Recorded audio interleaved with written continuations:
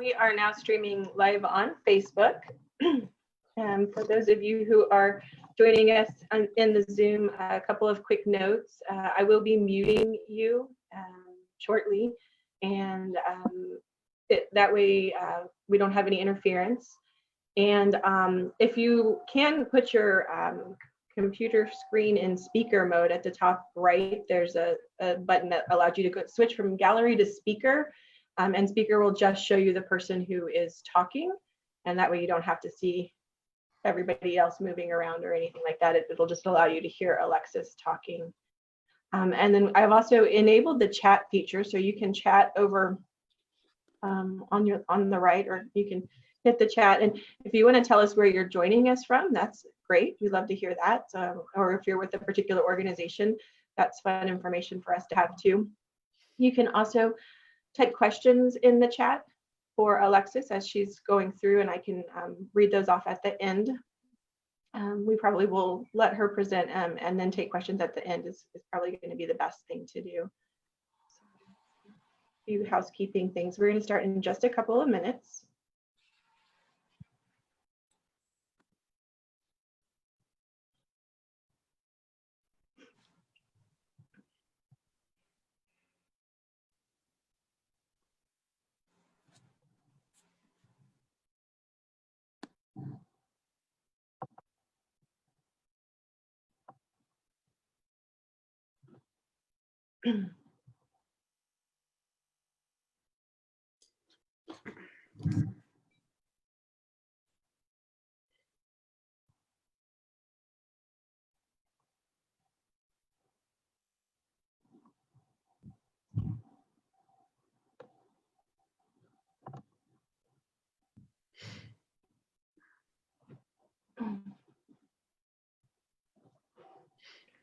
Hi, Kristen from Denver. Kristen's from St. Joe. She says she's tuning in from Denver. She is, but she went to school here. I'll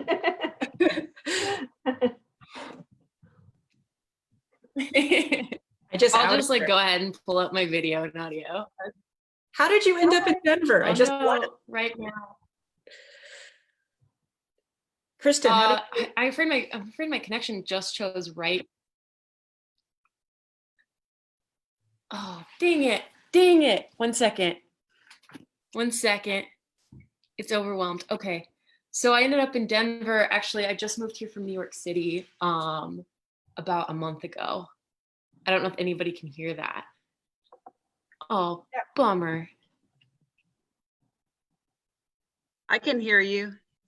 I don't know if Okay. anybody can hear me. Everything's frozen on my end. Oh no. Hey Alexis, how are you? I'm good. How are you? Good. I'm good. Well, yeah, you're hanging in there. Hey Alexis. Hi Sharon. How are you? Everybody else has these nice thin headphones, and I've got this massive audio thing going on. Well, you're just like official.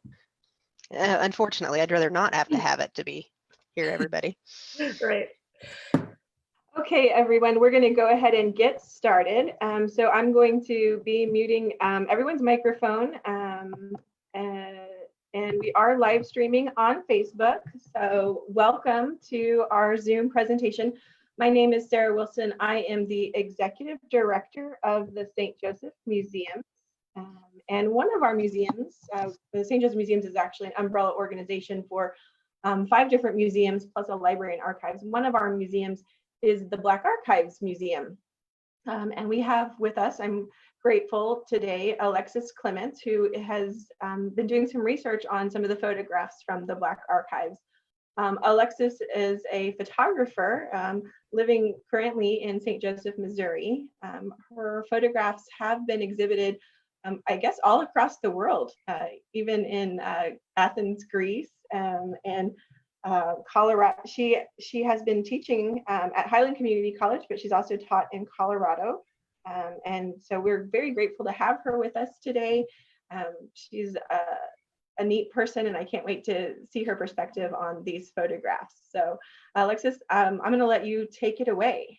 Okay, great. Well, I'm going to attempt to share my screen. And let's see.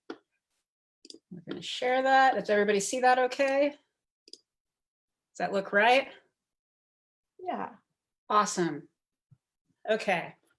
So this whole situation is very new to me. So let's see how this goes.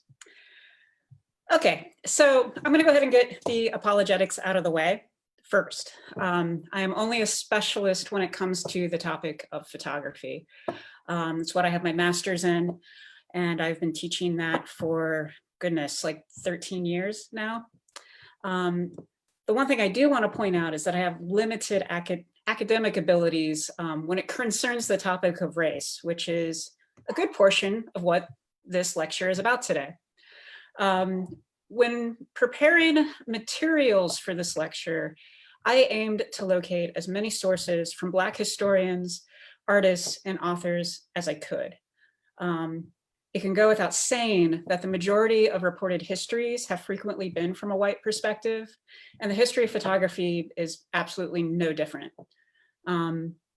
Updated versions of the textbooks that myself and other photographic educators use, they do make an effort to focus on the social uses of art by diversifying their roster of contemporary artists to include more people of color. However, there's only few examples provided in the discourse that include Black inventors, scientists, or early practitioners of the medium when photography was first beginning. So I'm going to use the images from the Black archives located at the St. Joseph Museums to explore photography's origins and discuss how the medium has been used to illustrate concepts of race and its significance in forming an image of selfhood. All right, so here we have an example of a daguerreotype. It's important to note that the search to make images really long precedes the discovery of photography. And this begins with early cave paintings in France and Spain well over 40,000 years ago. It wasn't until the invention of the daguerreotype, though, that there was a viable process to attain an exact likeness without the use of drawing or painting methods. The term photography is derived from two Greek words that literally translate into writing with light. And using the aid of light-sensitive materials and the science of catching light inside of a darkened box or chamber, we're able to produce an exact image by mechanical means. However, the struggle laid in ensuring that those images to become permanent upon a surface, so something that doesn't fade or deteriorate over time. So, after the death of his partner, Joseph Niepce, the French set designer Jacques-Louis Mondaguerre had a breakthrough and was able to make permanent the light from a camera obscura in about 1839. The daguerreotype, which is frequently quoted as a mirror with a memory, was a highly detailed photographic process that applied light-sensitive chemistry upon a highly polished copper plate. This process created what is known as a direct positive image. Basically, what that indicates is that there's no negative. So once it's been processed, the image is positive, and right then and there you see it as it is. This also makes it a one-of-a-kind object. The daguerreotype was very detailed, but also could appear holographic when you alter the viewing perspective. So if we were to hand hold this image on this slide, we would kind of see almost like a ghostly image as we shift it. When we view it directly in front of us, we actually see a reflection of ourselves, hence the mirror with a memory metaphor. What the daguerreotype did was make this process possible that ordinary people could have their likeness copied without the expense or the time dedicated to having their portrait painted. Because Daguerre made his process open for unrestricted use, he ushered the way for the first portrait studios and photography in general as a business throughout Europe and in America. Daguerreotypes of African Americans are considered relatively uncommon. And even rarer is the sighting of professional photography studios that maintained and administered a photographic business with an African-American proprietor. One of the most renowned Black photographers and daguerreotypists was James Presley Ball in Cincinnati, Ohio, in about the 1840s. His customers were mostly white, though. In the 1850s, Ball went on to collaborate with other African-American artists depicting views of the American slave trade. He also eventually toured Europe, where he had the opportunity to photograph Queen Victoria and Charles Dickens. One of the nice things about a daguerreotype is that it comes kind of packaged in this very elaborate case. So it's very much this kind of precious object that invites you to peer into it and have an intimate experience. We just don't see that kind of presentation with photographs really anymore. All of our interactions with imagery now is little pixels on a screen instead of a tangible handmade object. So the daguerreotype had some restricted characteristics. And although landscapes and scientific images were being made, the daguerreotype's ability to render moving subjects was particularly lacking. Exposure times were lengthy, and blurred movement could be recognized in the resulting images. Additionally, daguerreotypes were fixed using harmful mercury vapors, so the term mad as a hatter also applies to photographers. In the 1850s, the English inventor, Frederick Scott Archer, began to use medical collodion to carry the light-sensitive silver salts onto plates of glass, iron, and tin. These new processes were less toxic, more light-sensitive, and for the most part, just as detailed, if not more, than a daguerreotype. The wet plate process could also provide positive and negative images, resulting in reproducibility. The process could also be developed within a portable darkroom. However, the catch was that the exposure had to be conducted when the plate was still wet with chemistry and developed immediately. So the collodion process was the photographic technology that documented the American Civil War. And here, I believe this is an example of a wet plate image of Amos Stillman, pictured with his wife, Elizabeth. He was an honorably discharged veteran. Stillman was assigned to the Company D of the 70th Regiment of the United States, Colored Infantry, and found himself in the 1st Colored Infantry at Fort Scott, Kansas. So I speculate that this particular image is probably what is known as an ambrotype. Ambrotypes were collodion images made on glass, and they had a black backing behind them. What that black backing did was result in an image that appeared as a positive.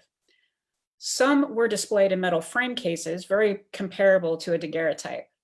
Without the black backing, the glass is actually transparent and reveals the picture as a negative. Lighter and less fragile substrates were substituted for glass, and these included plates of blackened iron and tin, which many Civil War soldiers carried, usually pictures of their loved ones or something they would send back home to their families, pictures of themselves dressed in uniform in battlefields and so on. Tin types are typically called ferrotypes, so ferro, the root word for tin. One of the things to note about the collodion process, when you look at this image, the skin looks really leathery, and a lot of that has to do with the fact that the process has kind of it renders UV light very strangely, and therefore things that are blue will tend to kind of wash out. So if you photograph a person that's heavily tattooed with blue ink in this process, those tattoos would become particularly invisible. Also, if you look at landscape photographs from this time, then skies are washed out, and because of that sensitivity or lack thereof to UV light and blue light is the reason. So by the late 1800s, photography unfolds from a medium of professional practitioners towards growing into a genuine democratic art form. The 1880s and 1890s simplified the photographic system even further with the creation of the dry plate. And the dry plate process basically allowed for pre-coated photographic plates that could be stored for later use. This technological advancement stabilized inconsistencies of the process, eliminated the requirement to travel with a darkroom, and made it necessary to expose and process photographs immediately. The Eastman Dry Plate Company began mass producing this new technology, and it became the professional photographic choice into the early 20th century. This image is of the St. Joseph inventor, Charles Baker, and I believe it's probably printed from a dry plate negative, which was for an article published in 1904 issue of the News Press and Daily Gazette announcing Baker's advancements in radiant heating. Baker created the Friction Heat and Boiler Company, where he employed unskilled laborers and manufacturers to produce these heaters. Additionally, Baker also founded a home for the ex-slaves in the city, which is on the right side of the slide. One of the things I really enjoy about the portrait of Baker here, showing off the image, is it has many qualities of painting. Just the painted backdrop, how close they are to the background, kind of reducing how three-dimensional it is. I really love these kind of staged images. I actually really also like this kind of like line or wire that divides the frame, kind of splitting the image almost into two separate photographs. So shortly after the addition of the dry plate, Eastman produces the first Kodak Brownie #1. And I'm sure almost anybody that has come across an old camera at a thrift store has one, has seen one. It's just a little tiny box with an opening in it. The motto that was assigned to the marketing was, "You press the shutter, we do the rest." The Brownie was a small and portable box camera that could be handheld.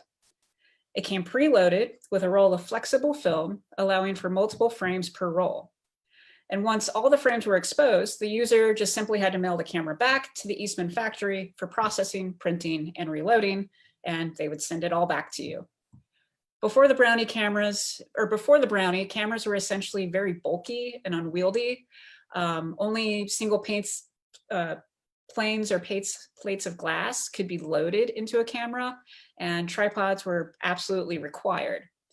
So from 1839 to 1888, these obstacles kept cameras out of the hands of the general public and amateur use. So once the Kodak Brownie was released, we witnessed the rise of vernacular photography and the snapshots through depictions of candid moments of domestic life. The Kodak was primarily marketed to women, who became the storytellers of their families and essentially the chroniclers of their time.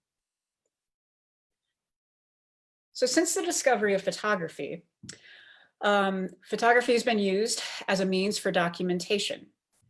Now, I believe it's naive to consider that what is placed in front of the lens to be considered an objective image. Susan Sontag writes that this naivety is dependent on how a photograph is identified or misidentified. And I would go even further to, what our personal relationships are, how we've experienced the world. All of that goes into interpreting images. So in the next few slides, I would like to address why we make pictures, what we use pictures for, and why it matters who is behind the lens, operating the camera, and who is viewing the image. So the act of photography is innately voyeuristic, and though it is possible to obtain a candid moment, there are differing levels of construction, leaving the medium never genuinely unbiased. So these levels of construction can be simply what the photographer chooses to include or omit from the composition, to an elaborately staged performance for the camera. When we document inside of our social or cultural groups, the resulting images can be very empowering. We photograph ourselves to be recognized. That is what the potential of our photographic legacies provide, and why photography has become the primary vehicle towards self-representation. We want to be seen. We want to bear witness to our lives and give evidence that we exist and that we matter. This is what makes the family photo album so mesmerizing. It is the story of our experiences, and it's a story of experience that we are in control of, and we do regulate our narratives. Frederick Douglass and Sojourner Truth understood these implied characteristics of photography. Both commissioned photographic portraits of themselves to promote Black accomplishments in America and Europe. By doing so, the historic figures eliminated the victimhood that was often depicted in the hands of white image maker and publisher. By taking hold of their photographic likeness, they freed their own self-image. On a larger scale, releasing their cultural image from perpetuating demeaning commodity. In doing so, they became positive icons for future generations. Contrasting against the colonial sideshow at the 1900 Paris International Exhibit, W.E.B. Du Bois exhibited celebratory pictures of Blackness. He chose to display scenes of domesticity, work ethic, and piousness, thus reshaping the understanding of Black identity for the public. If you're not familiar with the colonial sideshow, it was literally a human zoo. So anything considered a group of people that you would are not white, that are considered others, and they would be put on display like animals in a zoo. It's pretty horrific. So what I like about these images is that these show dignity.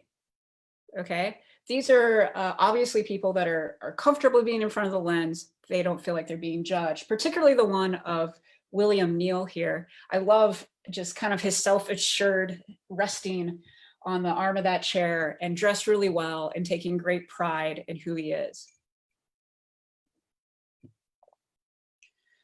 So the story of Aunt Jemima is essential to the history of St. Joseph. For those of you that don't know, the pancake mix was invented here in 1889. And its boxes marketed a post-Civil War image of a smiling Black woman wearing a kerchief and scarf, offering up plates of pancakes. The image was the stereotype of the mammy that white households often employed during this era in American history. This likeness became a cultural symbol and eventually took on a different appearance as time went on. Photographs have a way of living a life of their own. And there are many ways that pictures can be oppressive. Yet the collective endorsement of what is considered appropriate changes with each generation. Today, most people would find this 1927 image of Aunt Jemima with a group of white cooperative club members as unacceptable. In 1927, this was just an established and acceptable experience of the era. Being in social isolation during this pandemic, like many others, many of my friends on Facebook have posted their old family photos, and this kind of led me to go through some of my own. And in doing so, I noticed an image of my great-great-grandmother on Halloween in 1953, dressed in blackface as Aunt Jemima.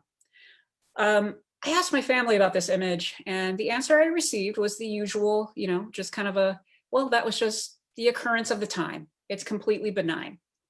And I agree that this was likely seen as a friendly behavior in the Missouri of 1953. Yet, I do not believe that similar photographs are entirely innocent or rid of racist associations. Now, the reason why I feel this way about this particular photograph that I found is that it is dated right at the precipice of racial tension in the US as the civil rights movement was beginning to gain momentum. My family photograph, as I interpret it and through the lens of my 21st century thinking, is that these may be examples of very early microaggressions, which are typically defined as insinuated or nonverbal statements of indignity. So when photography was invented, the scientific community embraced its abilities of documentation by producing pictorial archives of African and Native races over the globe. The photographs posed subjects nude, stark upon backgrounds for viewers to objectify. And you would never see a white colonial person ever depicted this way. Psychoanalytical theory suggests that this defines what is known as the gaze. The scientific pictures of the late 19th century used the concept of the gaze not only for scrutiny of ethnic differences, but to categorize physical deformities, mental illness, and criminal characteristics. More often than not, these subjects were of subjects that were depicted or considered on the fringes of society. So they weren't part of, the primary race, or they were, put into a mental institution or whatever the case may be. The St. Joseph Museums has plenty of images that depict this with the Glore Psychiatric Museum. So we see a return of the gaze to portray images of property, which turned out to be depicting images such as slave ownership. However, the period between the American Civil War and the beginning of the Civil Rights Movement are some of the most violent and exploitive uses of the photographic gaze seen in the documentation of lynching spectacles. Like a violent crash that we come upon on the roadside, it is hard to turn away. There is an instinctive urge to gawk at such horrors, so today I've chosen to exclude examples of lynching imagery. Not only because of its, sensitive and painful content, but because these sorts of images can still be held as commodities by certain groups. The interactive map presented by the Equal Justice Initiative cites Missouri as having the second most documented incidents of lynchings outside of the South. Those cases were 60 in total, and one of note occurring in St. Joseph, across from the Buchanan County Courthouse and jail. Another quote attributed to Susan Sontag is that photographs of atrocity illustrate as well as corroborate. The University of Massachusetts in Amherst has an image in its collection of the 1933 lynching of Lloyd Warner, who was the Black man that was lynched and was accused of attacking a white girl. Warner was taken from his cell, hung, and set on fire. The photograph by Alton Blackington depicts a smoldering body surrounded by a crowd of white spectators. Images of lynchings were made into postcards and sent to family and friends, as if the mere photographing of the event wasn't vulgar enough. So the last area of racial disregard that I'd like to address is one that pertains to the shortcomings of color photography. Striving for the rendering of color in images from the onset of photography was something that presented hurdles for scientists. There are many documented attempts, but the resulting products usually ended in color photographs that were not stable. The colors would shift or fade, and it really wasn't until the 20th century that we had reliable color film stocks. Color was the medium of advertising and generally considered garish. Color photography was generally shunned for artistic purposes until the 1970s, when they were first exhibited as fine art in a museum. With that being said, the film was also produced to render white skin tones. It wasn't until the need to depict chocolate or dark wooden furniture in advertising that color film was adjusted to represent darker shades. Today, light meters and autofocus really haven't changed too much, and the technology still struggles to identify darker subjects. The Kansas-born photographer Gordon Parks knew the power of photography, and in the fight against poverty and prejudice, he went on to produce images that depicted civil rights, people that were living on the fringes in other countries. He grew up in a segregated era in Kansas and eventually left. He is the Black photographer that most people are aware of. Even better is that he is from the region that we are in. So to produce one's own image is vital for any group. We have examined what can happen when that is taken into the wrong hands. So depicted on this slide are Lucille Potts Warner and her group enjoyed a meal at Casa Loma, which was a popular Black-owned restaurant in St. Joseph.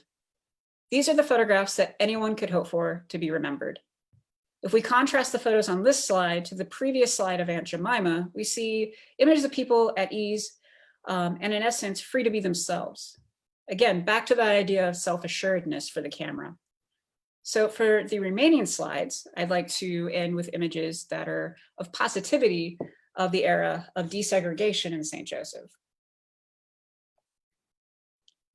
Missouri banned slavery in 1865 and began giving free but segregated public education.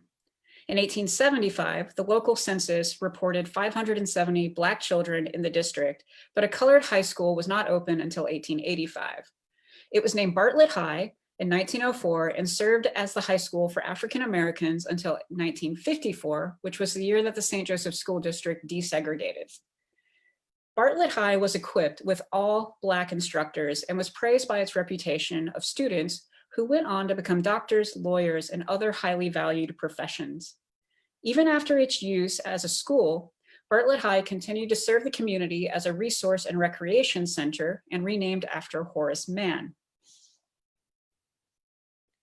As a community space, civic leaders such as the boxer Big John Lucas and the influence of heavyweight Joe Louis, or Big John Lucas and Joe Louis, I get those kind of mixed up, organized outreaching programs for disadvantaged youth. John Lucas went on to become St. Joseph's first elected Black City Council member in the late 1980s.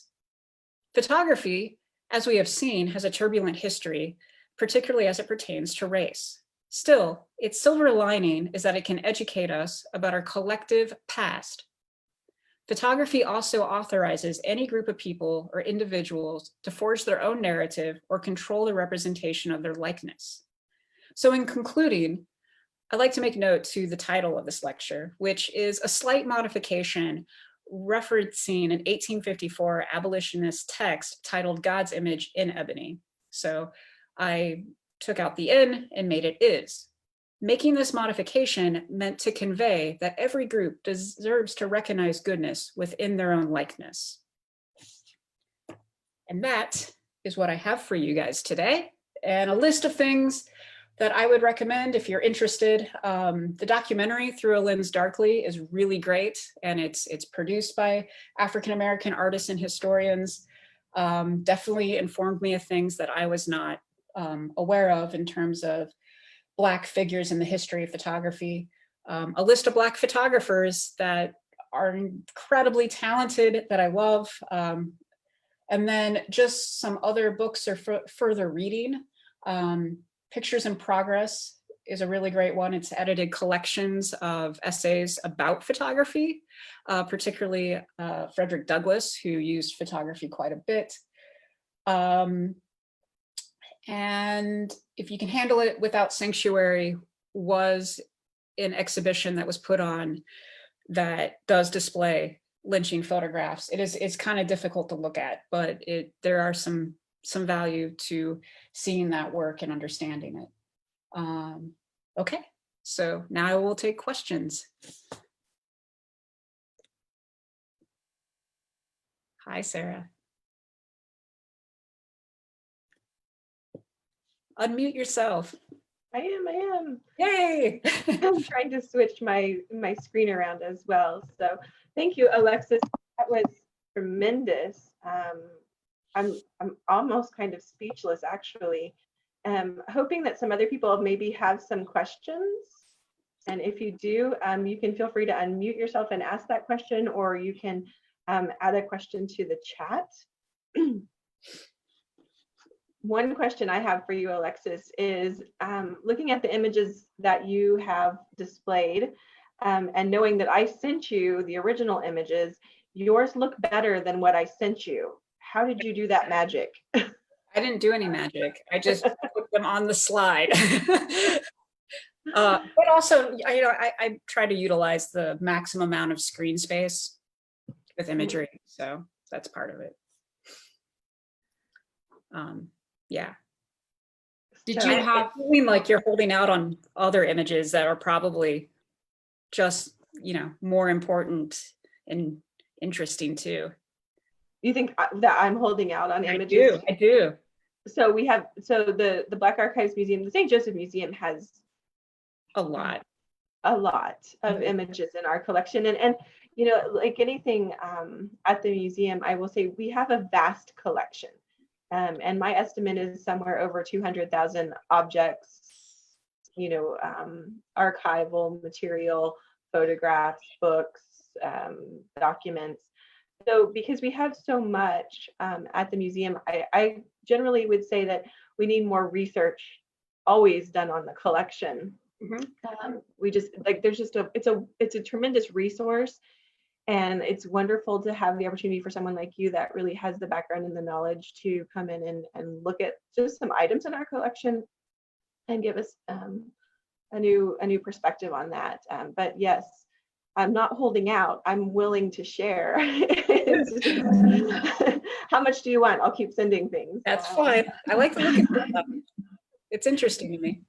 Yeah, this was great.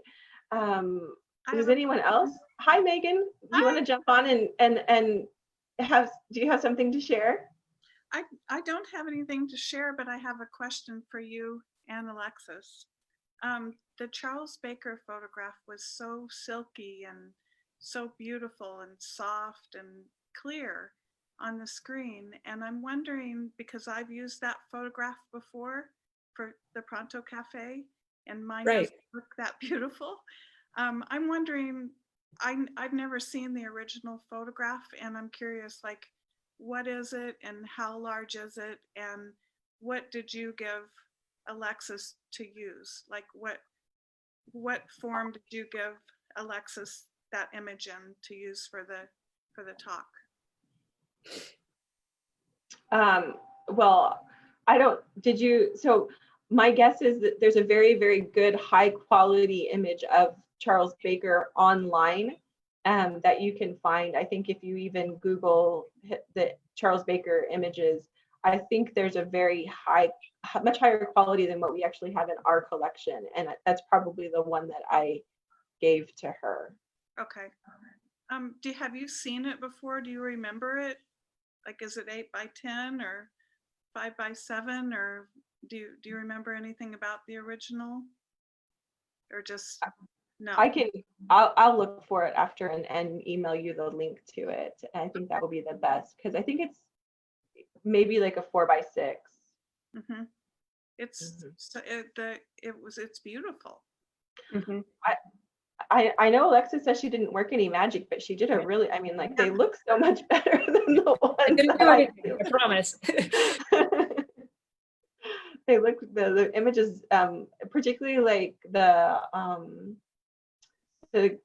two kids jumping on the trampoline, that came out really nice in your presentation too. But that was a high quality series of photographs, and I think when I was picking out images for you to look at, I was looking at pretty good quality images if we could have those. Has the museum looked into digitizing more of this content, like to make it available online, or for researchers kind of like looking into certain topics? Or Sure. So my philosophy up until a month and a half ago has been that we digitize for access, not for preservation. Because once you digitize a lot of things, you have to have a plan to sort of migrate that digitization, and it becomes something that you have to manage. And so we have preferred to make sure that we're preserving really well our collection. And we haven't made our collection, certain things that people are very interested in that get researched a lot, so that we don't have to handle them and we can preserve the originals. We will digitize those. We do digitize most of the photographs that we have coming in, like if we're accessioning a new photograph, if we get a new collection, we tend to digitize those and then kind of strategically go back and digitize other things. But we don't have an online searchable database for our photographs. And now that we're doing things more virtual, and we didn't have virtual programming up until recently either. So the pandemic has really allowed us to shift and adapt. And I think that we're doing well. Like, being able to produce programs like this and share them with people across the country has been amazing, and is something that will likely continue. And we're also working with, we have a lot of people who want to volunteer from home right now. And so if we can provide resources to them, we're happy to. So that's kind of how this project came about, was just, if you're interested in aspects of our collection, we're happy to share them. But we don't have a strategic plan to digitize them and make them available at this time. So it could be something that we shift to. yeah, it's a big undertaking, so I totally understand. Are there any other questions? I just wanted to share, I think, for the thing about the Galore Museum, Alexis mentioned the interactivity with the viewer and the photography, and I was there, I think, a year ago, so I hope I'm remembering it right. I think there's a picture of, there's a yellow chair in the hallway that patients were tied to that have holes that they would urinate through. And by that there is, yeah, which is awful, but you don't know that. There's a yellow chair there, and I'm there with my 8-year-old son. And up on the wall, I believe there's a picture of all those chairs kind of like in rows. And I believe there's an explanation how the patients would be tied to those chairs and sort of left there, and then they could just pee through the chair. Is that correct? It's something like that. It was so Yes. bad, So- horrific. But my son sat in the chair. I loved how the picture's there, the chair's there. So if you're there, it's just a chair in the hallway. You might be tempted to sit in a chair until you look and realize, oh, and then you jump up in horror. It reminded me of, as in Dachau 2 years ago, when you're in a room and then there's a picture of the room you're in filled with bodies. And so it was just a really neat, not neat's the right word, but effective way of sort of interact, not just looking at the photograph, but you sort of became part of it, and it was an experience. So I thought that was a neat part of your museum. And Alexis, thanks. I like how you brought up the point of sort of the meaning being created as people interact with the. Right, and actually the museum shows some really good examples of kind of what I was talking about that relationship between who's behind the camera and conducting the images and getting the I guess the agenda that they want out of it, at complete disregard of who's in front of the lens. You have those photographs, or a reproduction of the Descheny de Boulogne photos of the guy getting prodded to reconstruct facial features. I think Darwin used those as well. They're incredibly painful to look at.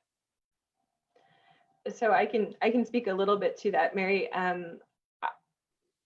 So when I first came to the St. Joseph Museums, I came as the Glore interpretive planner, and the museum at that time had gone into that space, I think around 1993, and I believe I was coming there around 2013.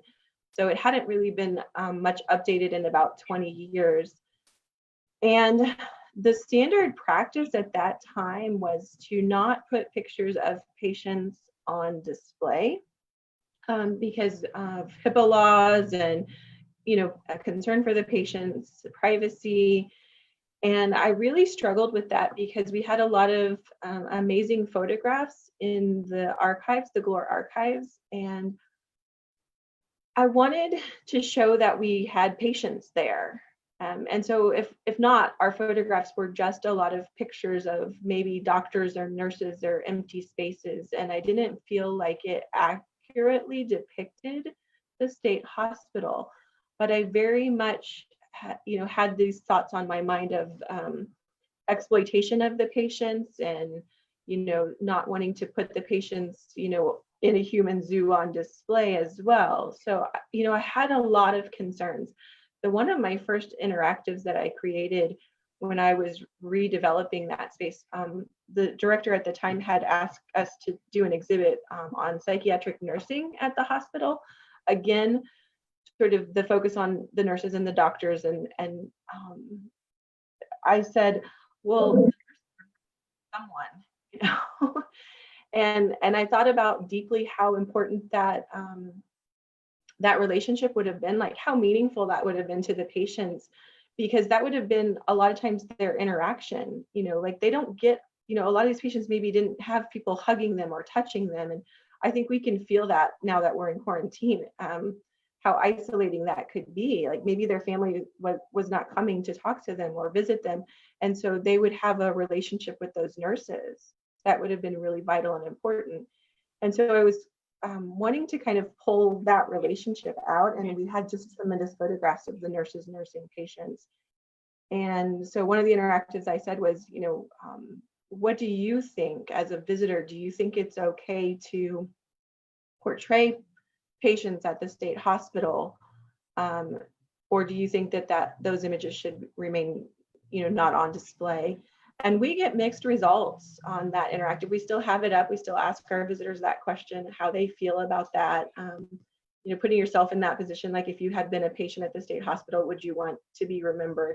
And the same question with patient art, because we have a lot of patient art on display, and a lot of times the patients signed their pictures, and at some point, we had kind of covered those up so that we didn't have the patient names, but then they're artists, and I wanted them to have that attribution.